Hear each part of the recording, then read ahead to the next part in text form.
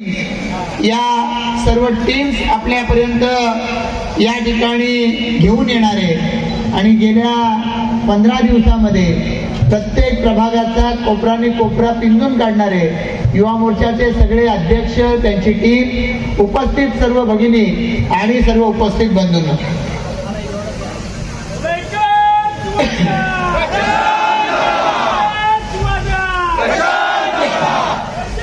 आज आपण सारी मंडळी या ठिकाणी शंखनाद करण्यासाठी एकत्र झालेला आहात। आज खरं तर आपल्या भारतीय जनता पार्टीची उमेदवारांची आणखीन एक यादी जाहीर झाली। सुरुवातीच्या ज्या 99 उमेदवारांची यादी जाहीर झाली, मी भारतीय जनता पार्टीच्या समस्त नेतृत्वाचं मनापासून आभार व्यक्त करतो की त्यांनी या मतदारसंघाचा उमेदवार या नात्यानं मला पुन्हा एकदा आपल्या सर्वांचं प्रतिनिधित्व करण्याची संधी दिली। आपल्या देशाचे पंतप्रधान माननीय नरेंद्र मोदी साहेब, राष्ट्रीय अध्यक्ष जे.पी. नड्डाजी, त्याचबरोबर सर्व केंद्रीय नेतृत्व, राज्याचे आपले नेते सन्माननीय देवेंद्र फडणवीस साहेब, अध्यक्ष चंद्रशेखर बावनकुळे साहेब, सर्व राज्याचे नेते, या सर्वांचं मी आपल्या सर्वांना या ठिकाणी पुन्हा एकदा आपल्या सर्वांचं प्रतिनिधित्व करण्याची संधी पक्षानं मला दिली। मी पक्षाचं मनापासून आभार व्यक्त करतो। आपल्या सर्वांच्या सोबतीनं मी पक्षाच्या नेतृत्वाला धन्यवाद देतो। खरं तर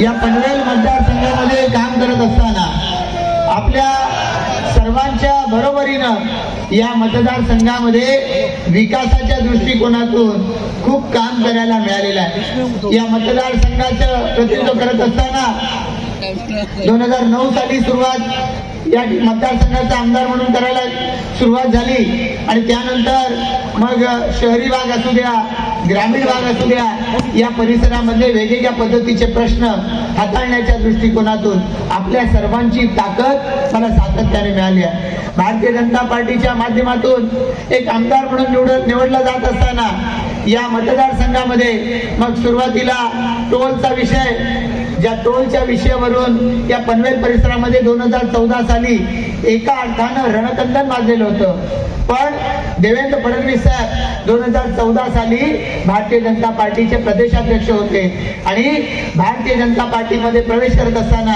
त्यांनी शब्द दिला, तुमच्या मतदारसंघाचा, पनवेल परिसराचा टोलचा प्रश्न आपण नक्की सोडवून दाखवू। आणि मला अभिमान आहे आपल्या नेत्याचा की कितीही अधिकाऱ्यांनी त्यांना वेगवेगळ्या पद्धतीने अडचणी सांगितल्या, पण त्यांनी निर्धार केला आणि त्यांनी सांगितलं, आपण प्रशांत ठाकूरला शब्द दिलाय, हा टोल आपल्याला माफ करावा लागेल आणि 2015 सालाच्या जून महिन्यामध्ये तो टोल माफ झालेला आपल्याला सगळ्यांना आढळला।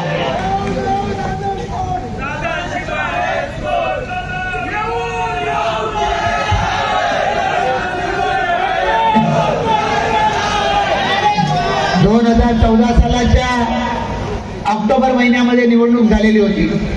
टोलचा विषय त्यावेळेला मोठा होता, पण 2015 सालाच्या 1 जून पासून खारघर, कामोठा, टोल नाके केवळ पनवेलकरांसाठी नाही, देशातल्या सगळ्या लहान वाहनांसाठी त्यावेळेला पहिल्यांदा भारतीय जनता पार्टीच्या नेतृत्वाखालच्या सरकारनं ते त्यावेळेला टोल मुक्त केले आणि तेव्हापासून खऱ्या अर्थानं टोल मुक्तीची वाटचाल आपल्या महाराष्ट्रामध्ये सुरू झाली।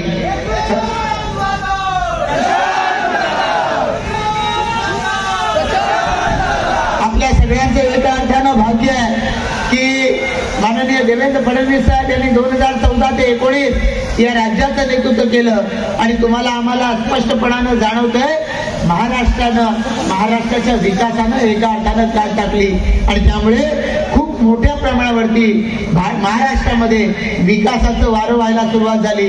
आपण टोलचा विषय सोडवल्या आपल्या परिसराची महानगरपालिका मागितली। भारतीय जनता पार्टीच्या नेतृत्वाचं मोठेपण असं की त्यांना योग्य पद्धतीनं प्रश्नांची जाण मान्य देवेंद्रजी स्वतः नागपूरचे महापौर राहिलेले होते आणि त्यामुळे त्यांनी या पनवेल आणि परिसराची महापालिका करण्यासाठी आपण सगळ्यांनी मिळून जे अभियान सुरू केलं, भारतीय जनता पार्टीच्या सगळ्या नेत्यांनी मिळून जे अभियान सुरू केलं त्याला त्यांनी उत्तमरित्या प्रतिसाद दिला आणि पनवेल परिसराची 2016 साली महापालिका झाली. आता ही महापालिका आपल्या पनवेल आणि परिसरामध्ये विकासाच्या दृष्टिकोनातून अग्रेसर आहे. वेगवेगळ्या पद्धतीच्या विकास कामांना हात घालत ही महापालिका आता प्रगतीच्या दिशेनं झेपावते आहे. आणि मला आणि आपल्या सगळ्यांना अभिमान वाटला पाहिजे की वेगवेगळ्या स्तरावरची स्वच्छतेपासून सौंदर्यीकरणापासून वेगवेगळ्या पद्धतीची पारितोषिकं आज पनवेल महापालिका मिळवते. या देशाचं नेतृत्व करणारे माननीय पंतप्रधान नरेंद्र मोदीजी की ज्यांच्या नेतृत्वाखाली आज संपूर्ण देश प्रगतीच्या दिशेनं पुढे चाललाय आणि त्यामुळे महाराष्ट्र त्यापासून तेव्हाही मागे राहू शकत नव्हता, आजही तो मागे नाही. आणि त्यांच्या नेतृत्वाखाली भारतीय जनता पार्टीची सुरू असलेली वाटचाल ही आपल्या सर्वांनाच काम करण्याची प्रेरणा देत राहते. एकीकडे आमदार म्हणून मला या सगळ्या प्रवासामध्ये अनेक गोष्टी शिकायला मिळाल्या आहेत. विकासाच्या दृष्टिकोनातून जो जो आग्रह केंद्र सरकारकडे राज्य सरकारकडे ठेवला तो आग्रह मान्य करत पनवेलकरांना ताकद देण्याचं काम या भारतीय जनता पार्टीच्या नेतृत्वानं सातत्यानं केलेलं आहे. आणि त्यामुळे वेगवेगळ्या या आपल्या सर्वांच्या बैठकांमध्ये कार्यक्रमांमध्ये बोलण्याची संधी मिळाली आहे. आज व्यासपीठावरती वेगवेगळी मान्यवर मंडळी बोलणार आहेत. मी विनंती केली की एक सेक्टर प्रमुख आणि बिल्डिंग प्रमुखांची बैठक जी पूर्वनियोजित होती ती तळोजा या ठिकाणी 8 वाजता तिचं आयोजन केलेलं आहे. आणि त्याच्याबरोबरनं कळंबोलीमध्ये आमदार महेश शिंदेजी हे त्या ठिकाणी आले. त्यांच्या सोबतीनं एका मेळाव्याचं आयोजन त्या ठिकाणी केलंय. त्यामुळे मी सुरुवातीला आपल्या सर्वांसमोर मनोगत व्यक्त करण्यासाठी उभा आहे. पण आपल्या सर्वांच्या सोबतीनं या पनवेलच्या विकासामध्ये शहरी भाग असू द्या ग्रामीण भाग असू द्या या प्रत्येक ठिकाणी काम करत असताना तुमच्या सगळ्यांची ताकद ही सातत्याने मिळत राहिली. ज्येष्ठांचं मार्गदर्शन तर मिळतंच पण युवा वर्गाचं विशेषत्वानं सहकार्य हे आज प्रचंड प्रमाणामध्ये आजवर मिळालेलं आहे. आजही आपण पक्षानं विक्रांतजी केवळ सांगितलं अनुपजी की तुम्हाला बाईक रॅली काढायची आहे आणि मला वाटतं एकाच दुसरा दिवस सोडला पावसाचा तर याच्यामध्ये कुठेही खंड पडलेला नाही. मी मयुरेश नेटकर यांचं युवा मोर्चाच्या सर्व आमच्या मंडलाध्यक्षांचं मनापासून अभिनंदन करतो की प्रचंड ताकदीनं या आयोजनासाठी त्यांनी पुढाकार घेतला आणि आपण सर्वांनी त्यांना या ठिकाणी पाठबळ दिलं. परेश ठाकूर हे सातत्यानं युवा मोर्चाच्या आपल्या या सर्व सहकार्यांना मार्गदर्शन करत असतात आणि सारी मंडळी आज या ठिकाणी जे उत्साहानं सहभागी झालेले आहेत या सगळ्यांनाही परेश ठाकूर यांचं मार्गदर्शन हे सातत्यानं मिळत राहतं. या पनवेल आणि परिसराच्या दृष्टिकोनातून युवा वर्गाच्या दृष्टिकोनातून एक अतिशय महत्वाचा असा टप्पा हा मतदारसंघ पनवेल उरणचा परिसर आता पाहतोय. आणि म्हणून अनुपजी आज आपण या ठिकाणी आलेला आहे. आज या सगळ्या परिसरामध्ये इथं राहणारा आमचा गावामधला तरुण असेल इथं शहरांमधून राहणारा आमचा युवा असेल या प्रत्येकाच्या दृष्टिकोनातून हा मतदारसंघ किंवा पनवेल उरणचा सध्याचा काळ हा येत्या काही वर्षानंतर सुवर्ण काळ म्हणून नोंदला जाणार आहे. प्रचंड प्रमाणामध्ये या देशाचे पंतप्रधान नरेंद्र मोदी यांच्या नेतृत्वाखाली विकासाचा जणू झंझावात आपल्या महाराष्ट्रामध्ये आणि विशेषत्वानं पनवेल उरणच्या परिसरात आहे. आपण पाहिलं 12 जानेवारीला जागतिक युवा दिन असतो. या जागतिक युवा दिनाच्या दिवशी आपल्या देशाचे युवांचं प्रेरणास्थान नरेंद्र मोदीजी आपल्या पनवेलमध्ये विमानतळाच्या भूमीवरती आले. अटल सेतूचं त्यांनी उद्घाटन केलं आणि त्या अटल सेतूच्या उद्घाटनाबरोबर या पनवेल तालुक्याबरोबर मुंबईचं नातं अधिक प्रकर्षानं जोडलं गेलंय आणि विकासाची दारं ही खूप मोठ्या प्रमाणावरती मुंबईकरांसाठी आणि विशेषत्वानं पनवेलकरांच्यासाठी जोडली गेलेली आहे. ज्या विमानतळाच्या भूमीवरती तो कार्यक्रम झाला अक्षरशः लाखांच्या संख्येनं त्या ठिकाणी आपण सर्व मंडळी जमलेलो होतो. पंतप्रधानांनी पुढच्या काळातलं विकासाचं चित्र आपल्या सर्वांच्या समोर उलगडून दाखवलं. ज्या ठिकाणी हा कार्यक्रम झाला त्या विमानतळाच्या भूमीला आता लोकनेते दिबा पाटील साहेबांचं नाव दिलं जायचं आहे आणि या लोकनेते दिबा पाटील विमानतळाच्या माध्यमातून येणाऱ्या 6 महिन्यामध्ये आपल्या पनवेल उरण परिसरामध्ये वेगवेगळ्या पद्धतीचे उद्योगधंदे येतील. वेगवेगळ्या पद्धतीच्या नोकरीच्या रोजगाराच्या स्वयंरोजगाराच्या संधी त्या माध्यमातून निर्माण होणार आहे. आणि त्यामुळे हा जो तरुण वर्ग या ठिकाणी बसलेला आहे, मला आपल्या सगळ्यांना या ठिकाणी आश्वस्त करायचं आहे की आपल्या सगळ्यांचं सुदैव देशाचं नेतृत्व माननीय पंतप्रधान मोदीजी तिसऱ्यांदा पंतप्रधान झाले आणि सलग तिसऱ्यांदा पंतप्रधान होण्याचा विक्रम माननीय नरेंद्र मोदी साहेबांनी केला. या सर्वसामान्य जनतेचा, देशाच्या जनतेचा विश्वास त्यांनी संपादन केलेला आहे आणि त्यांच्या नेतृत्वाखाली विकासाच्या प्रत्येक संधी देशामधल्या प्रत्येक राज्याला मिळते. पण ज्या वेळेला आपल्या परिसरामध्ये हा विमानतळ होणार आहे, हा विमानतळ झाल्यावरती असं म्हटलं जातं की एक विमानतळ होण्याच्यामुळे आपल्या सगळ्या परिसरामध्ये वेगवेगळ्या पद्धतीनं या देशाची अर्थव्यवस्था खूप मोठ्या प्रमाणावरती वाढीस लागत असते. आणि एक विमानतळ नव्या मुंबईचा जेव्हा होईल तेव्हा या देशाचा जो GDP आहे हा 1% वाढतो. म्हणजे देशामधल्या सगळ्या संसाधनांमध्ये या ठिकाणी 1% भर पडते. आपल्या सर्वांच्या माहितीसाठी हा आकडा 1% म्हणजे किती होतो तर 33,750 कोटी रुपये. 33,750 कोटी रुपये एका विमानतळाच्या मुळे देशाचं उत्पन्न वाढणार आहे. आणि त्याच्यामध्ये सगळ्यात महत्वाचा हिस्सा आपल्या पनवेल उरण तालुक्याचा असणार आहे. या सगळ्या उद्योगधंद्यामध्ये आपल्या सगळ्यांना योग्य पद्धतीचं प्रशिक्षण असेल तर चांगल्या पद्धतीचे रोजगार उपलब्ध होणार आहेत. आपल्या हिकमतीवरती आपण वेगवेगळे उद्योग निर्माण करू शकणार आहोत, वाढवू शकणार आहोत. आणि या दृष्टिकोनातून देखील आपल्या पनवेलच्याच भूमीमध्ये गेल्या वर्षी माननीय मुख्यमंत्री आले, माननीय देवेंद्र फडणवीस साहेब आले आणि त्यांनी एक भूमिपूजनाचा कार्यक्रम केला.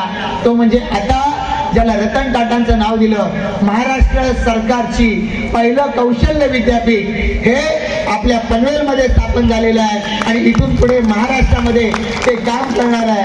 त्याच्या माध्यमातून हे छोटे छोटे स्किल्स जे आपल्याला आपल्या पदवी शिक्षणानंतर, आपल्या वेगवेगळ्या पद्धतीच्या शिक्षणानंतर मदत करतील. त्यामुळे या विमानतळाच्या आतमध्ये आणि विमानतळाच्या परिसरामध्ये उद्योगाच्या संधी या युवकांना इथे घेता येणार आहे. आणि माझी नक्कीच खात्री आहे की तुमच्यासारखे सर्व सहकारी जे आज या ठिकाणी भारतीय जनता पार्टीचं काम गावागावापर्यंत वाढवत आहेत, आपल्या गावामधल्या सर्व तरुणांना या संधीचा फायदा मिळवून देण्यासाठी प्रयत्न करतील.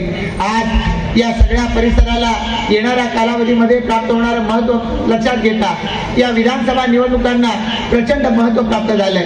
2.5 वर्ष आपण विरोधामध्ये काढली आणि आपण पाहिलं रोज वेगवेगळ्या पद्धतीच्या केसेस तरुणांवरती होत होत्या.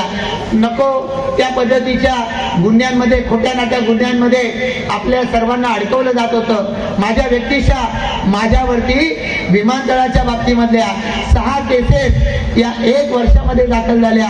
9 केसेस या 2.5 वर्षामध्ये माझ्यावरती दाखल झालेल्या आहेत. या सगळ्याच्या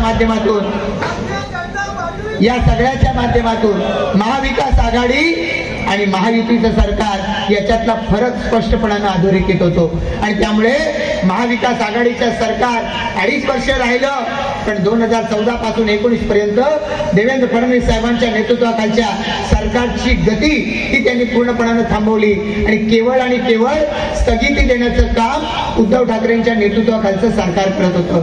आणि म्हणून हे चित्र पुन्हा महाराष्ट्राला पाहावे लागू नये याच्यासाठी आपण काम करण्याची आवश्यकता आहे. पनवेलचे आपण तरुण आहात, पनवेल असू द्या, आपण गावामध्ये उरण तालुक्यातले असा, रायगड जिल्ह्यातले असा किंवा महाराष्ट्रातले कुठले असा, त्या प्रत्येक ठिकाणचा युवा वर्ग सांगतोय, प्रत्येक ठिकाणची जनता सांगते की महाविकास आघाडी सत्तेमध्ये आणण्याची चूक महाराष्ट्राला पुन्हा करायची नाही.